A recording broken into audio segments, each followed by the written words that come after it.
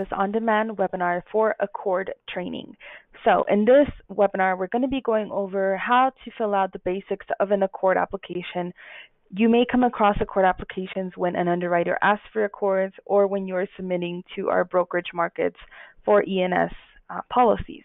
So we're going to go ahead and jump right into this, and we're going to start with the most crucial application needed when you're submitting an Accord submission, like a packet of your Accord applications.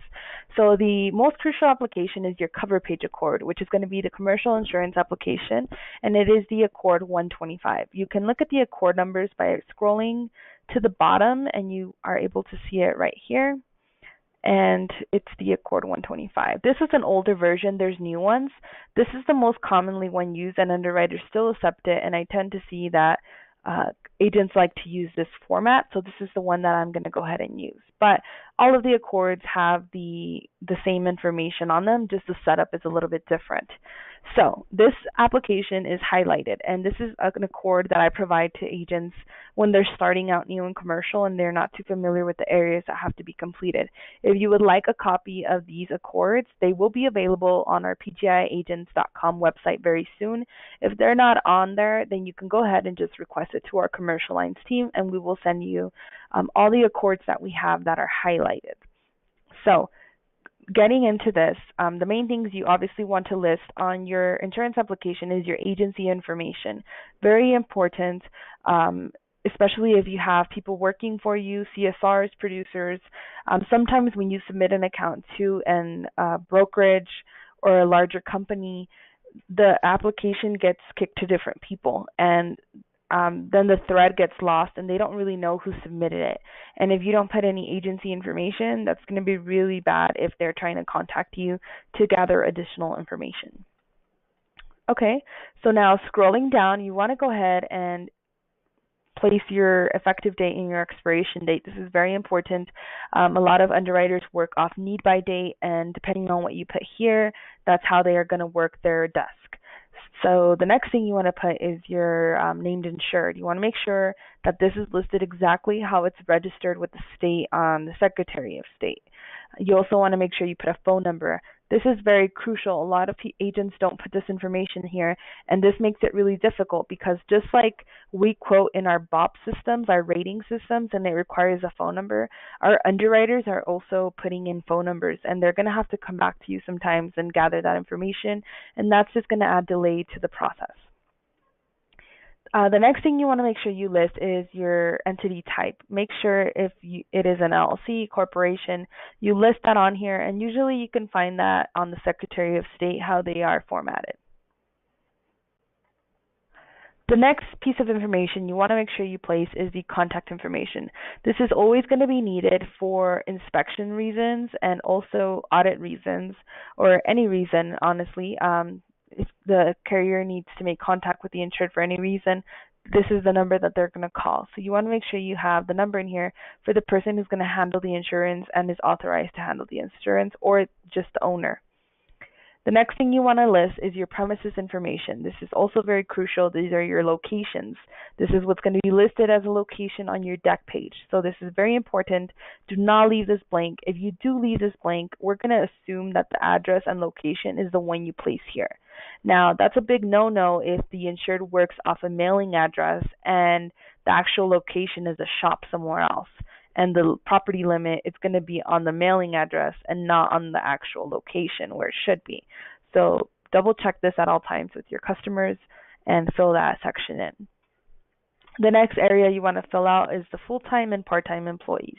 You want to make sure that this is accurate also, and it's going to match your future applications. Annual revenues, occupied area, this is all very crucial because these are rating information. So you want to make sure this is completed to the best of your knowledge. I know a lot of new ventures, sometimes they don't know this information. So they say they're not sure, but if you leave it blank, your submission is going to be kicked back. There is space here to add additional locations, but we're just assuming this is a one location business. The nature of business, this is also very important.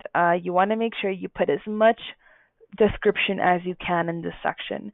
The less information you put here, the more likely the underwriting is going to come back.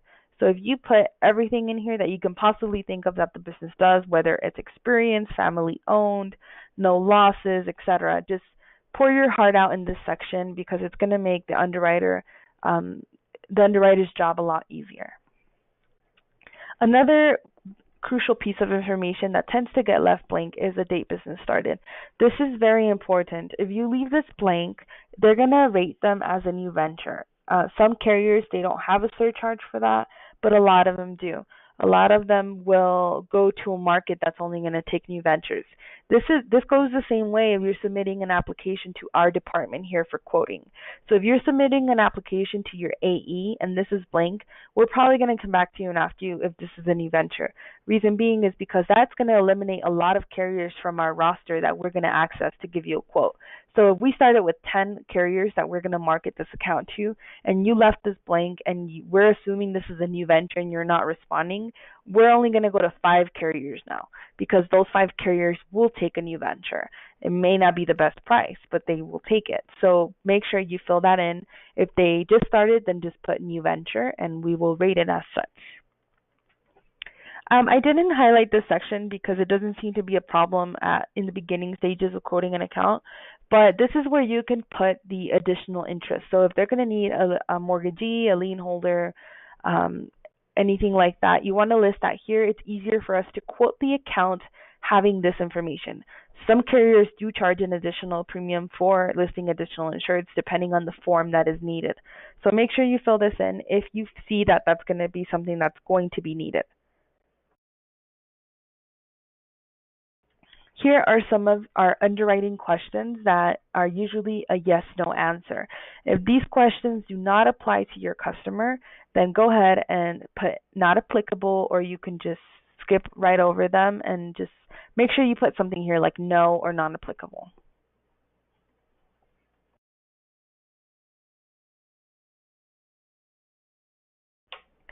This is where you want to list your prior carrier information. This is really crucial because this will help us see if there's been a lapse in coverage or if there is any claims, which is going to take us to the next section. But yeah, prior carrier information is really important. It gives us a picture of who they've been insured with, what their premium look like, and if we'll be competitive. Now, the loss history is very important. This gets left blank a lot. And then if we provide you with a quote and the loss history wasn't provided and there was a claim, then that quote goes out the window. The quote's not valid anymore. So you want to just give us a brief description here of what the what the prior policy had as far as claims, if any. They did not have any, then you can go ahead and then just put no prior losses, or you could check this box here.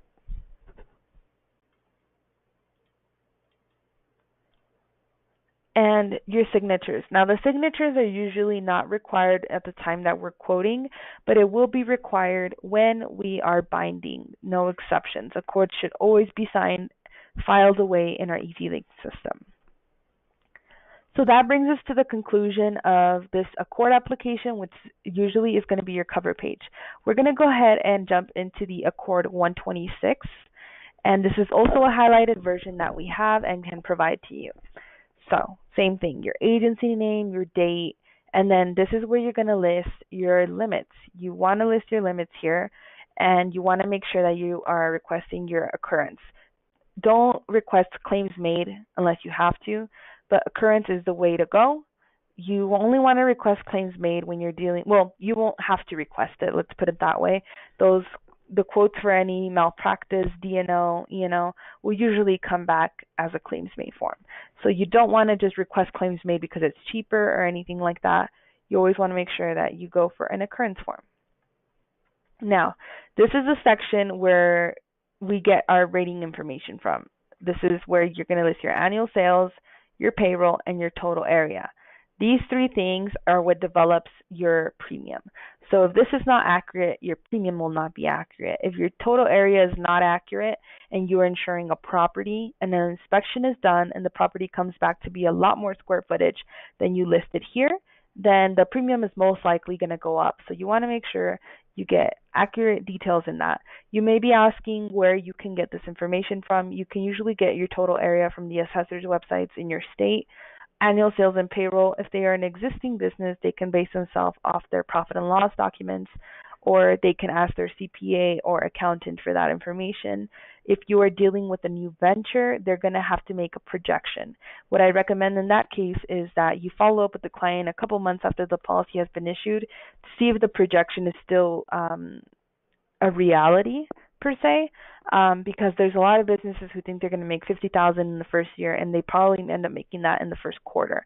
So we want to go ahead and endorse the sales and payroll if they've increased throughout the year. That way, the customer is not charged a big amount of premium at the end of the year when they are conducting their audit. These are just some additional yes/no questions here that we want them to put yes or no to. And these are additional yes/no underwriting questions. If you're asking yourself what all of these questions are, these are questions that you will usually see on when you're quoting a BOP online on a rating system. You're usually used to just pre-filling them to the correct answers, but on the Accord it does make you fill it out. So those are what those are. The next thing you want to make sure you fill out is your paid to subcontractors, percentage of subcontracted work, and your part-time and full-time staff. This is really important, and this kind of goes with the Accord 125 on the second page of that application. It asks you for this information. If this does not match that application, underwriting is going to go ahead and come back and ask you why it does not match. Additional yes or no questions here. And then there's another section here to add an additional insured per the prior application as well. Additional yes or no questions. If they do not apply, you can just put not applicable.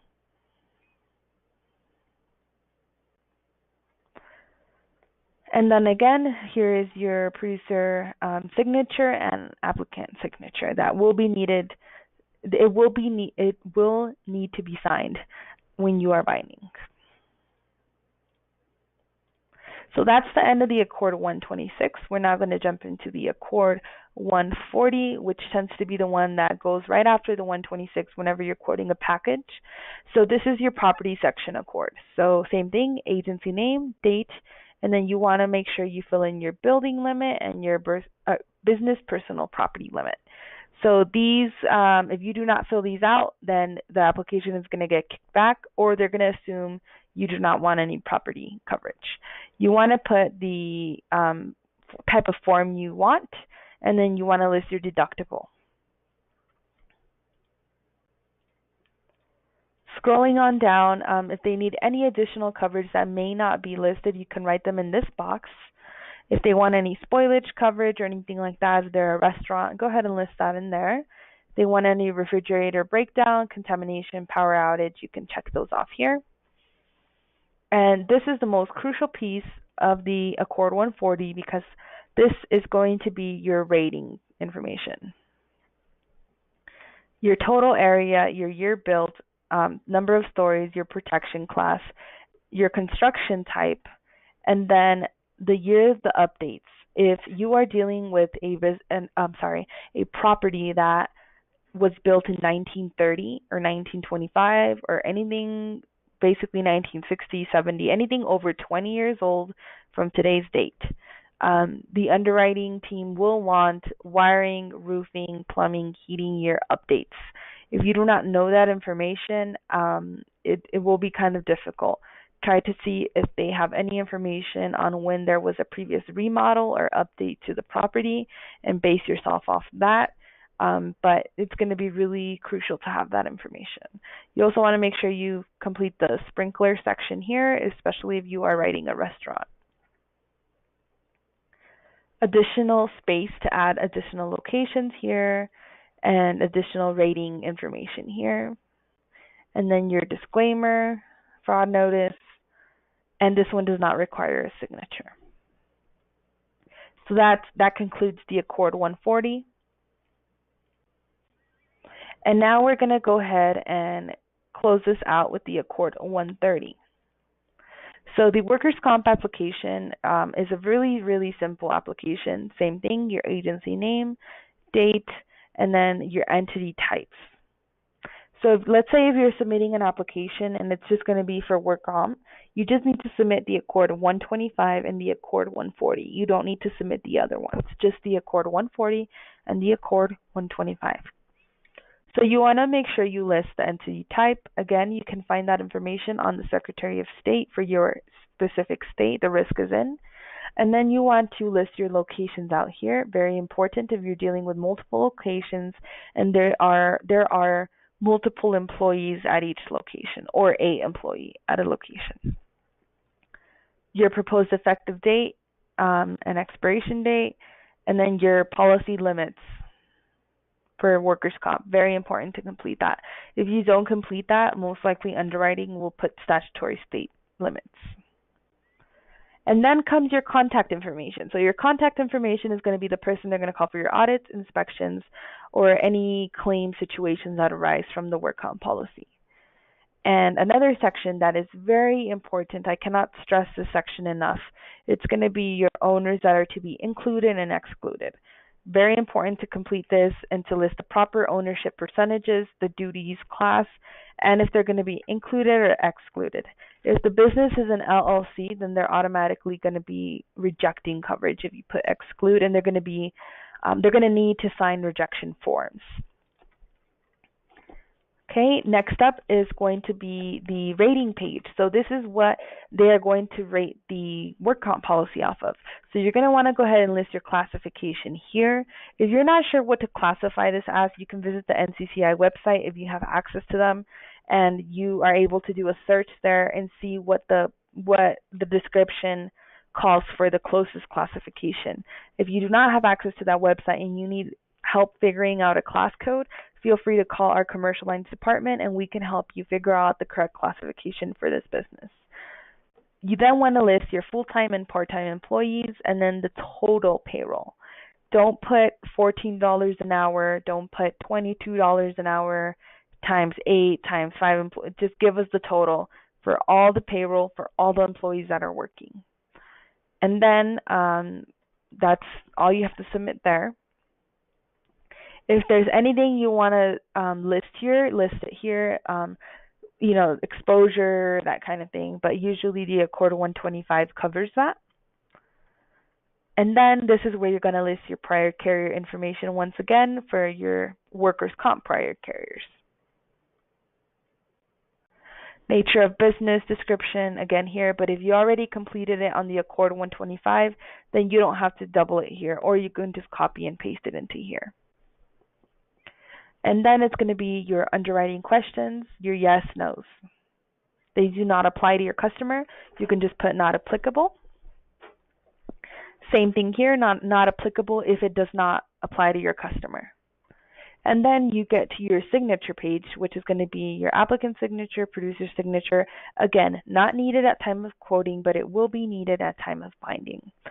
So that concludes this Accord training webinar. If you have any questions, please feel free to contact our commercial lines department and we will be happy to answer any of your questions. If you would like a copy of these highlighted Accords, go ahead and email me, johannah@pgiagents.com, and I would be happy to provide you with these. Thank you and have a wonderful day.